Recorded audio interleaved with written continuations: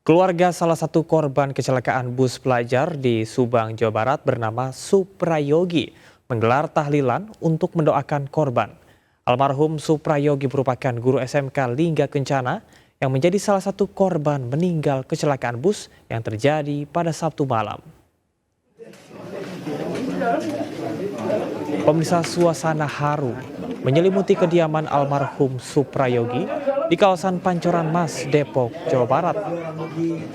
Kerabat serta tetangga terlihat ramai mengikuti tahlilan yang digelar keluarga korban setelah ibadah sholat maghrib. Adik kandung korban, Zainal Arifin, mengungkapkan semasa hidup almarhum Suprayogi dikenang sebagai sosok yang peduli dan berkontribusi akan lingkungan sekitar. Almarhum sendiri diketahui sudah mengabdi selama 15 tahun sebagai guru di SMK Lingga Kencana.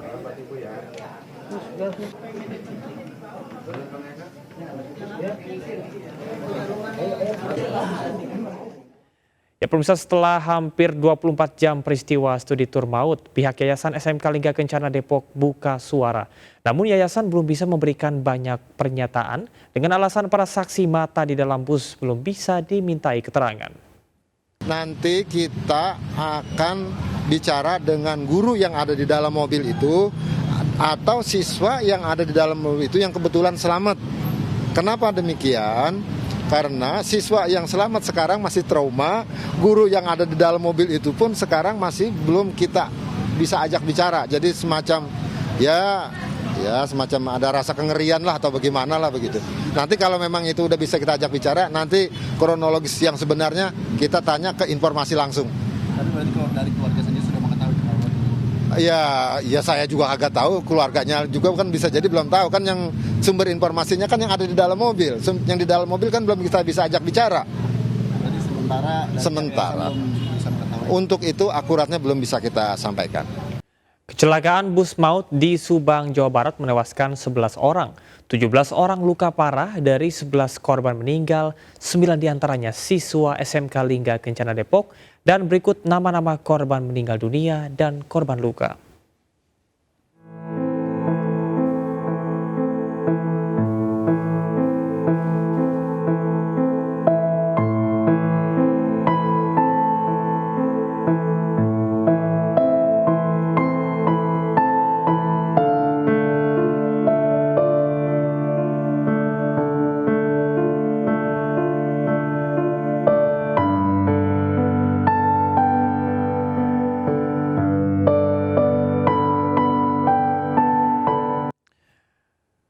Api membakar habis 3 bangunan di Jalan Nanjung Cimahi, Jawa Barat.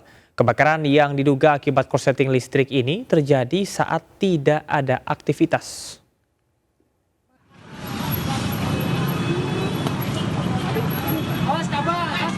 Kobaran api yang disertai dengan kepulan asap tebal membakar 3 bangunan di Jalan Nanjung, Kota Cimahi, Jawa Barat. Besarnya api membuat panik warga sekitar. Posisi ketiga bangunan yang berada di bawah jaringan kabel listrik sempat menimbulkan beberapa kali ledakan. Besarnya api dengan cepat membakar habis 1 rumah tinggal, 1 restoran, dan 1 toko sembako. Petugas yang datang segera memadamkan api. Dugaan sementara kebakaran akibat hubungan pendek arus listrik. Saat kejadian, tidak ada aktivitas baik di rumah makan maupun toko sembako. Kebakaran di satu buah rumah makan Padang, kemudian ada 1 buah toko kelontong atau toko grosir sembako. Yang kemudian paling terakhir adalah di bagian belakang ada rumah tinggal dengan 2 lantai.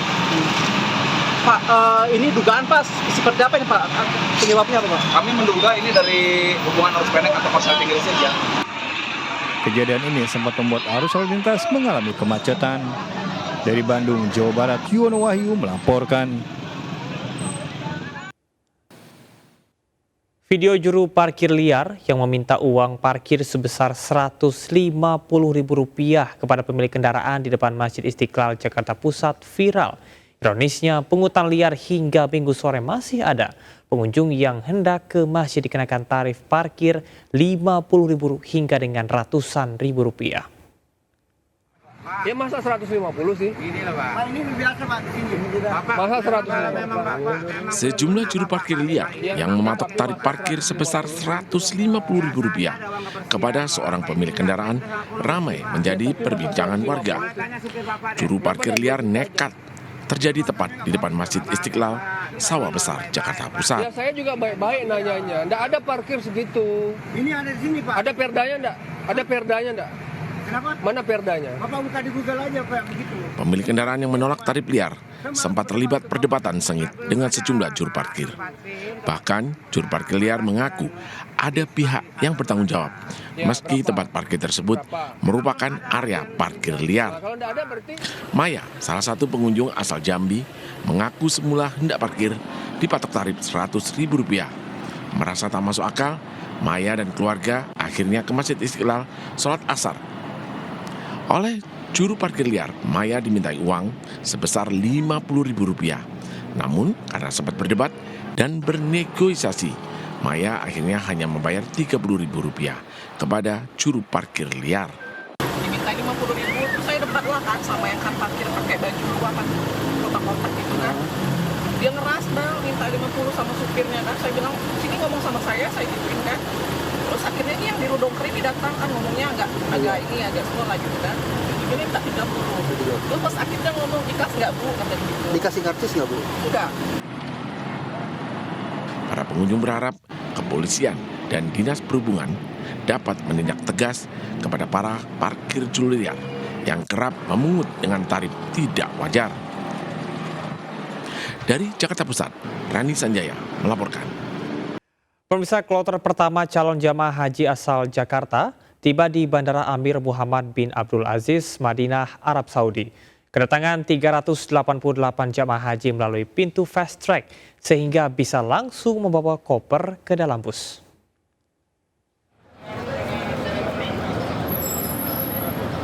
Menggunakan 9 bus, kedatangan 393 calon haji di Hotel Abras Taba, Madinah, Arab Saudi disambut iringan musik rebana. Suasana semakin meriah dengan pemberian souvenir kepada para calon haji. Kedatangan kloter pertama Jakarta disambut sejumlah pejabat, diantaranya adalah Duta Besar Republik Indonesia untuk Arab Saudi Abdul Aziz, Konsulat Republik Indonesia di Jeddah Yusron, dan Kepala Daerah Kerja Madinah Ali Makhzumi. Meski jarak penginapan hanya sekitar 150 meter ke Masjid Nabawi, namun para calon haji diingatkan agar selalu menjaga kondisi karena puncak haji masih beberapa minggu. Jamaah datang disambut dan oleh semua petugas ya, baik dari Pak Dubes juga hadir, Pak Konsul di KJRI juga hadir. Alhamdulillah dari syarikah, dari masyarakat juga ikut memberikan sambutan, termasuk dari Majmu'ah. Cukup ramai dan cukup meriah dari sambutan. Alhamdulillah jamaah haji cukup senang dengan sambutan yang diterima. Tiba di hotel, setiap kamar diisi oleh 2 hingga 5 tempat tidur. Khusus jamaah lansia, mereka akan ditempatkan di lantai paling bawah agar memudahkan dalam beraktivitas. Dari Madinah, Arab Saudi, Sutur Fadli melaporkan.